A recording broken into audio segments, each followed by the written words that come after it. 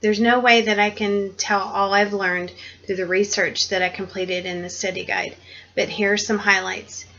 I learned that grammar includes phonology, morphology, and semantics, syntax, and pragmatics, and that syntax is a subcategory of grammar and is the study of the structure of words and how they're put together.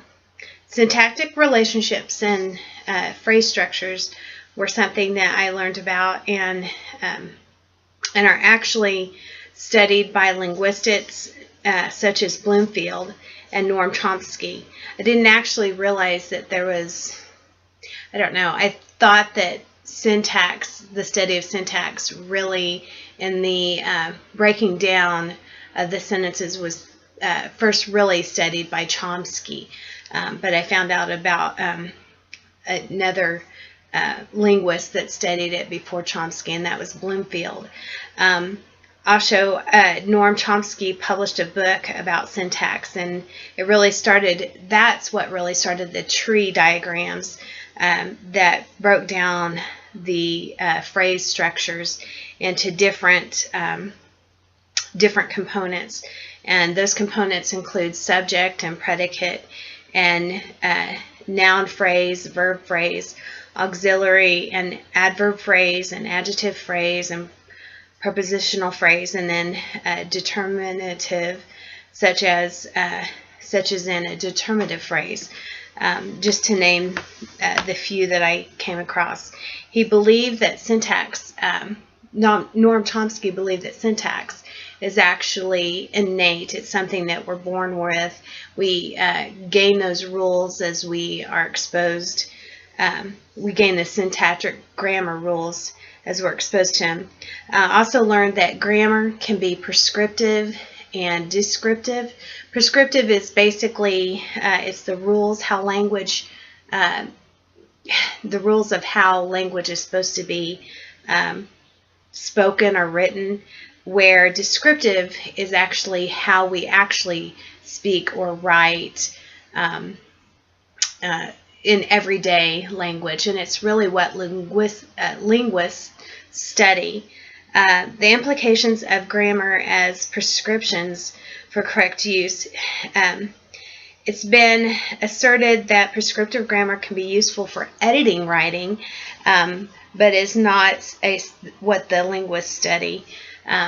Basically, they say that if you are good at grammar, that will impact your writing, or at least that's one view. Concerning reading, there were two views. The first view was syntax does not help with learning to read because it doesn't help the reader recognize words. But the second view says syntax is important because it is because of the syntactic patterns that help readers predict what would logically come next. And that's basically like the subject and the predicate. And you know that there's the next thing would be a direct object. So the cat jumped, and it would make sense that it would tell where the cat jumped. So that would be the syntax. I believe it does help students recognize textual clues, which will help reading, but I think it is something that is taught through noticing patterns through reading. I don't think the grammar being taught necessarily is where they learn those. I think it's through conversation and through the reading, from what I learned through this process. Also, the close procedure. I was familiar with the close procedure, and basically it takes the word out of sentences, and the comprehension is tested through this procedure. Reading comprehension is tested through this procedure. The missing word will require the students to understand lexicosyntax of the sentence to fill in the blank.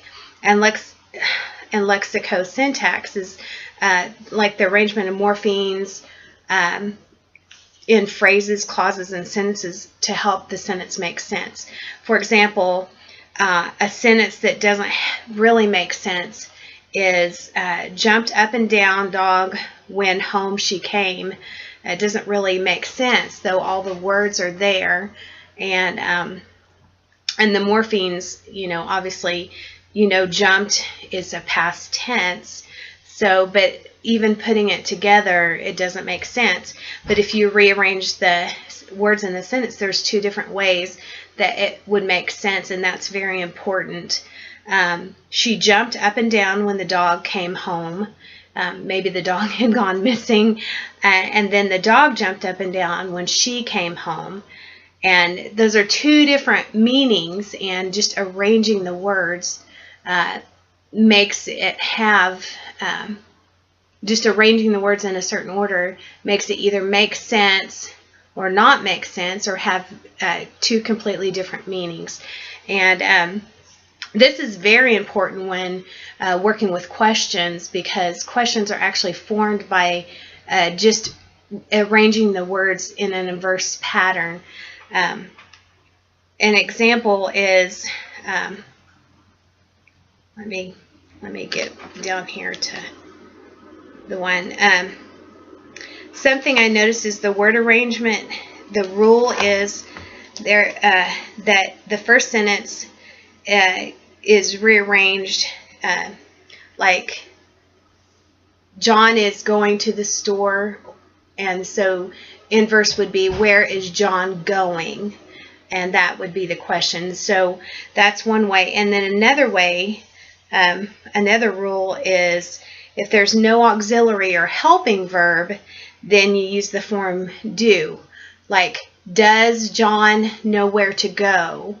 If there was actually John will go, does John know where to go? Because it didn't have a helping verb. And third, you can use who, what, or which as subjects. And I didn't have a whole lot of, I didn't have a way to, I didn't write down a way to explain that. I don't know exactly how, but it's the basically the who, what, when, where, and how questions that you ask. And so that's another way to combine words in the sentences to ask questions. Sentence combining actually has rules too, and I understood that the sentence structures, the simple sentence is a clause that has a subject and a predicate and expresses a complete thought. That's something I already knew. And when you add modifiers, you modify the parts of the sentence, which modifies the meaning of the sentence in some way. To make a complex sentence, you must have a dependent or subordinate clause and an independent clause. The independent clause obviously can stand alone, where the dependent or subordinate clause cannot stand alone, but that's what those two combined make a complex sentence. Where a compound sentence is actually two complete sentences combined. And again, that goes back to syntax. A complete sentence is going to have a subject and a verb, and if it's a compound sentence, it's going to have two subjects and two verbs and express a complete thought. Content-based teaching, it is teaching language at the same time as the content is being taught. It is done in a manner that content is attainable for the culturally and linguistically diverse student. I did not realize that there were so many different kinds of content-based language teaching.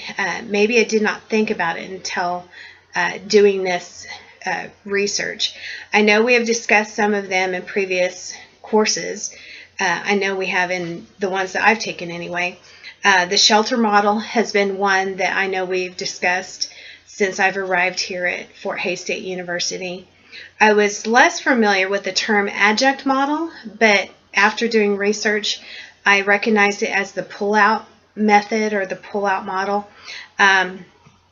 Theme-based model is one I was not aware of, but I discovered it is a redesigned model of mainstream course, which includes tools that make the content of the course accessible for students. Might be visuals such as graphs, pictures, any kind of visual there. Each of the content-based language instruction is adapted to meet the needs of the language learners. In all, I've learned far more about grammar and syntax than I ever knew existed. I hope I have provided enough to help you understand each of the concepts. I know I've learned a large amount from reading, listening, and watching others post, and I hope that it's been a benefit to you to see mine. Thank you.